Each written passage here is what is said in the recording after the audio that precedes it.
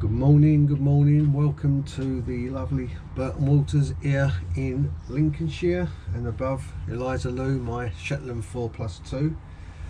The last video I done, there was a couple of I identified a couple of issues, and one of them I thought the engine was vibrating and something was wrong with the engine. When I got back to Burton Waters, there was a bit of weed around the prop, but not enough really. It was quite loose, so not enough to vibrate the engine. So I think that the engine is fine. It's bolted on to the transom as it should be. So I'm pretty confident that the engine is okay. But there were a couple of things that well, one issue was quite annoying, and the other issue I really struggled with, and let me explain.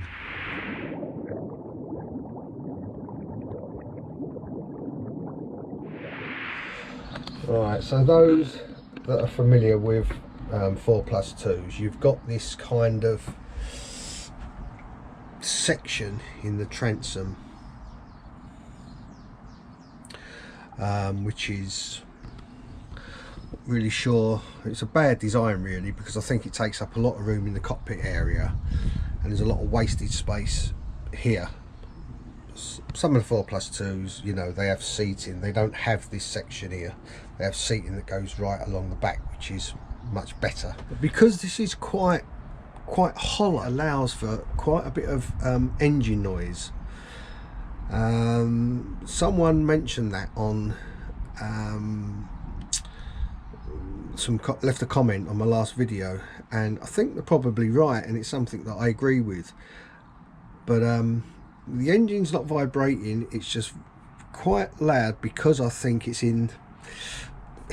partly in this sort of alcove, this little bay area. But what does happen is that dirty, this whole section actually, it's kind of vibrates. It's a bit like, you know, when you get that annoying noise on a dashboard in a car, and you kind of hit it and it stops, and then it'll come back. And I have it in my van where I'll get a noise on the dashboard and I can't get rid of it, and all of a sudden it'll just go, and it'll be gone for weeks and weeks and weeks and weeks, and all of a sudden back it comes. And such is the process since I've had the van from brand new. It's been like that. Why? Don't know. I'm probably never going to know. But that's the same here. When someone sits on this as you're cruising, the noise kind of goes, but there's nothing that I can do to this area to make it more structurally kind of solid. It is how it is, and something that I've got to live with. Also, you have on this 4+2, you have this upright here, this stainless upright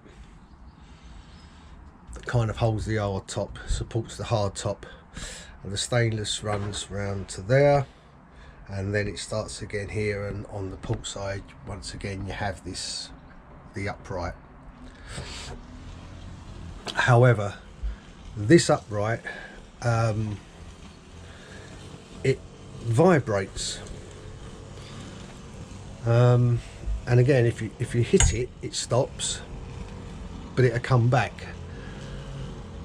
And I've tried tightening that screw there and that screw there, and there's a bolt under here which I don't have a spanner for, unfortunately, just to see if I can strengthen this up. That bolt, that nut and bolt was fine, and this one seems fine, but that one I'm not sure of.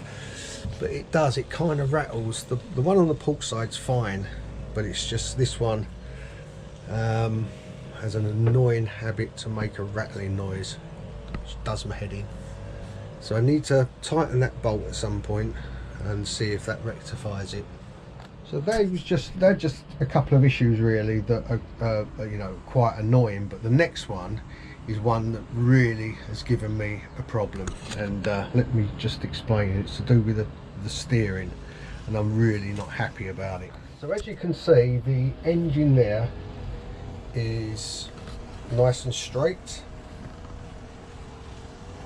So on a nice calm day, no wind, you know, that's going to more or less chuck the boat along dead straight.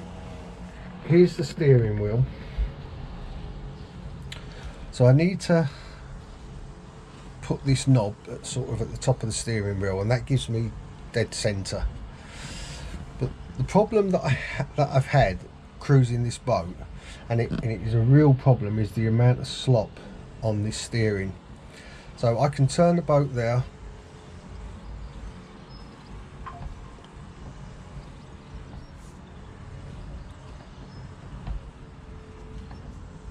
so if, you know, if I put that, you know, the boat is still, the engine is still showing that it's straight, which is weird because it also showed that it was straight down here. So it gives you an idea of how much, you know, now it's locking, the steering wheel's sort of locking there. But, you know, I've got kind of that much play in it, and the engine's not really doing anything, it's not reacting. So I think there's something wrong with the steering box, because all the cables are brand new.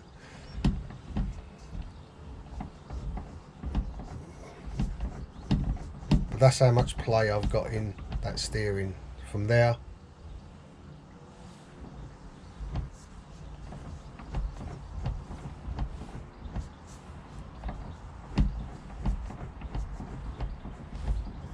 Just seems to be all over the place, and you can see how loose the steering wheel is on this spindle.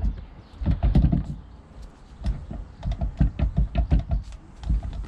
don't know whether the camera's picking that up, but it's, I mean, it's really loose. So whether it's a problem with the spindle, I don't know, not gripping, the wheel's not gripping the spindle correctly, I don't know. But there's something, there's so much play in that steering.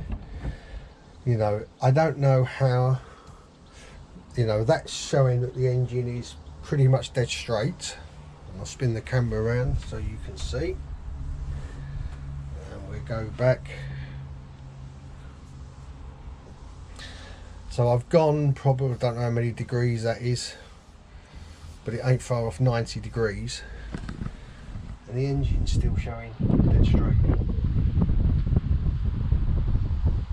You know, so quite clearly there's something wrong with that, and if you can imagine, you know, being in a car and you're driving along and you come to a bend or whatever it is, and you turn the steering wheel and it doesn't react, this, you know, so what you tend to do naturally is continue to turn, and then the steering wheel activates the engine, and then you've oversteered, and then you're trying to straighten it up.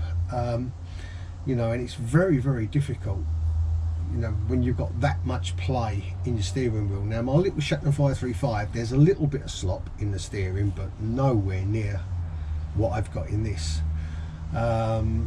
So there's something really, really wrong. I mean, if anybody's got any ideas what it could be, you know, put it in the comments, because you know, I need to get this sorted out, because I just cannot control this boat with any degree of confidence, and you know, it's leading to all sorts of problems. Now, there is probably a chance that it's the steering box. This boat's 35 years old, so it could be that the steering box needs changing, or it could be that there's something, because the steering wheel is also quite loose, it could be something that the steering wheel's not gripping the stem, so you know, it's creating that slop. I don't know, but quite clearly there's something very, very wrong. Now, I'm going to have someone look at it to try to detect what the problem is, and until that's sorted, I'm not going to go out in this boat again. I can't control it. I struggle to control it. You know, that's a lot of play in this steering wheel. and it's leading me to oversteer because the boat's just not reacting to, you know, a turn to port or turn to starboard. It's such a lot of play in it that time it does react, I'm literally out of control, and it's not good. And coming into the mooring, you know, where it's quite tight here at Burton Waters, we've got one or two boats that really stick out quite a lot on the pontoons. So you've got to be, especially when the wind's blowing, these little fiberglass boats, you know, they struggle in the wind at the best of times, and when your steering's all over the place like it is, you know, it's, I can't control it, I struggle. So you know, no boat is safe as I'm coming in to park this boat. So it's something that I definitely need to sort out. But quite clearly, you know, nearly 90 degrees and it doesn't turn the engine. Well, surely that cannot be right. And I feel as though I could literally pull this off, the steering wheel off. It's so, look at it, it's so loose for some reason. So you know, I'm not mechanically minded, so it's not something that I'm gonna start fiddling about with. I need to get someone who knows what they're doing to take a look. But clearly that's just not annoying, it's can be quite dangerous as well. You know, especially on the Fosdyke, where, you know, there are areas where it's quite narrow and you get big boats coming in. There's some massive boats here on Burton Waters, and you really need to be quite precise in handling your boat. And also when you're coming into from the Fosdyke into the marina, you know, you're just coming in on tick over, and the slower the boat's travelling, the more that dodgy steering is highlighted. You know, at speed and that, it's not, you know, going at sort of 4 or 5 knots, it's not as bad. But coming in on tick over, you know, anybody who knows, who's got a boat, when you're coming in at very, very, you know, slow sort of speeds, you know, steering is not as responsive, and it makes life very difficult. So definitely something that I need to get sorted out. But other than that, everything seems okay. You know, no issues with the boat. I've just got my little Shetland 535. A couple of people have asked about it. I've just sort of give it a good clean up, cleaned all the hull, new anti-foul, and that's going to be up for sale probably next week. Really disappointed to see the back of that boat, if I'm honest. It's a cracking little boat, but you know, I can't have 2 boats, so that one's just an update on that, on where we are with that. So like I say, if anybody's got any ideas why, you know, I've got that much play in the steering and why that steering wheel is so loose, you know, please put it in the comments and I'll have a read and appreciate that.